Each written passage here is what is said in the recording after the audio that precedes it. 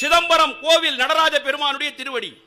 உலகத்தினுடைய முதல் ஊர் நியூயார்க் அல்ல, வாஷிங்டன் அல்ல, சிட்னி அல்ல, மெல்போர்ன் அல்ல, ஜோஹன்ஸ்பர்க் அல்ல, உலகத்தினுடைய முதல் ஊர் திருவாரூர் என்று சொன்னார். உலகத்தினுடைய முதல் ஊரே திருவாரூர். நாம எங்க இருக்கிறோம்? உலகத்தினுடைய மைய பகுதியில் வாழ்கிறோம். நம்முடைய பெருமை என்ன? இதை சேக்கிழார் பெருமான் பன்னிசைத்தார்கள். அம்பலத்தாடுவான். அம்பலம் என்றால் பொது மன்றம். நாங்கெல்லாம் கிராமவாசி, மேலாளத்தூர். எங்க கிராமத்துல தான் சொல்லுவாங்க, அப்படியே இருப்பான், பணத்தை கொண்டு காரை வாங்கிடுவான், வீடை கட்டிடுவான், திரும்ப காரு பூடும் பங்களா எல்லாம் போயிடும்.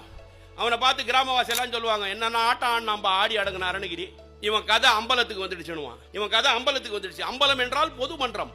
சேக்கிழார் பெருமான் சொன்னார், அம்பலத்தாடுவான், மலர் சிலம்படி வாழ்த்தி வணங்குவான். 1000 வருஷத்துக்கு முன்ன சொன்னாரு. நாம தெரிஞ்சுக்கிட்டோமா? ஜான் எட்மண்ட் சொன்னானா, உலகத்தினுடைய மைய பகுதி எங்கே இருக்கிறது என்று சொன்னால் அது சிதம்பரத்திலே இருக்கிறது என்று நாம் பூரிப்படைகிறோமே.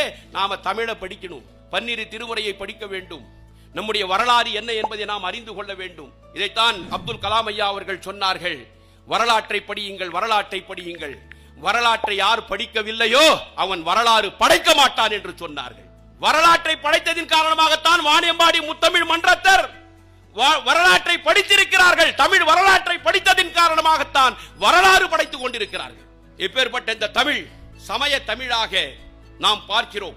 சமய தமிழாக இந்த தமிழ் வளர்ந்து இருக்கிறது. என்னதான் சாதி இருக்கிறது பன்னிரு திருமுறை கேட்கிறான். இன்னைக்கு என்னையா சாதிச்சு? 1400 வருஷத்துக்கு முன்னே பன்னிரு திருமுறை என்ன சாதித்து இருக்கிறது?